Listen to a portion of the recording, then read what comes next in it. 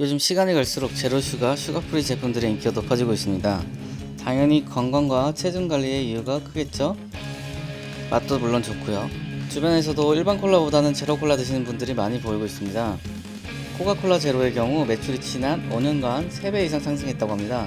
제로 콜라 같은 음료들에 설탕 대신 단맛을 내는 인공 감미료가 들어가는데, 인공 감미료는 인체에 어떤 영향을 미치고 과연 일반 당이 들어간 음료 대비 살이 안 찌고 조금은 더 건강을 챙기는 것이 맞을까요?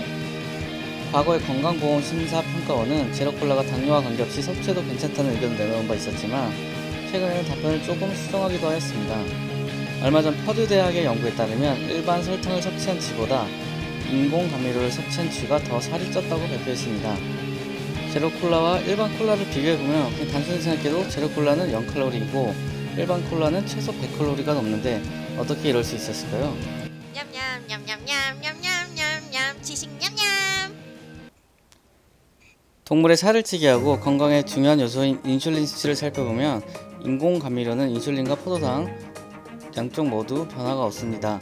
하지만 일반 당뇨는 그와 다르게 수치가 급격하게 상승하는 것을 볼 수 있습니다. 쉽게 말해서 설탕 대신에 단맛을 내는 제로콜라 등의 주 성분인 아스파탐과 스크랄로스는 혈당을 올리지 않으니 인슐린 분비를 촉진시키지 않고 인슐린이 나오지 않으니 살 자체가 찔 수가 없습니다. 이는 이미 1990년대부터 입증된 사실이라고 합니다. 아메리칸 인스티튜트 오브 뉴트리션은 설탕을 함유한 음료는 인슐린 저항이나 당뇨병 전증과 관련성이 직접적으로 높지만 제로슈가 소다와 위에 관련된 문제는 찾을 수가 없다고 하였습니다.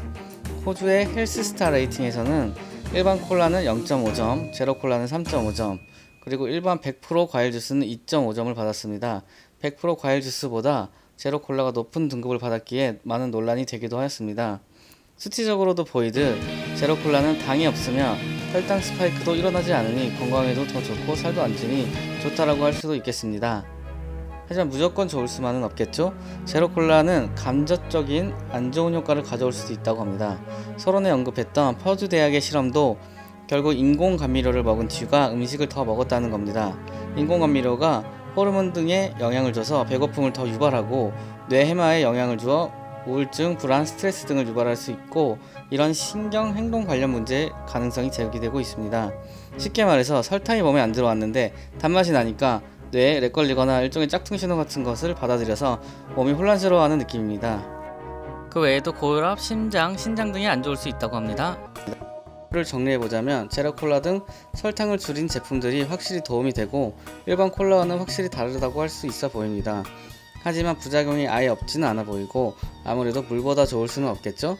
초반에 바뀌었다고 언급한 건강보험심사평가원의 코멘트도 살펴보면 아직 정확히 입증되지는 않았고, 당류 섭취를 줄이는 과정에서 어려움이 있을 때는 인공 감미료를 사용한 제로칼로리 음료를 적당히 활용할 수 있다 정도로 바뀌어서 일반 콜라보다 더 나쁘다라거나 당이 포함된 음료보다 더 나쁘다는 뜻은 절대로 아닌 것으로 보입니다. 참고로 FDA 등 주요 기관에서 권고한 섭취 한도는 평균적으로 보면 1일 권장량은 18캔 수준입니다. 부작용 등에 대한 이슈나 연구는 여전히 진행 중이며 추가 이슈가 나오면 또 다른 영상으로 찾아뵙겠습니다. 냠냠냠냠냠냠냠냠냠 지식 냠냠.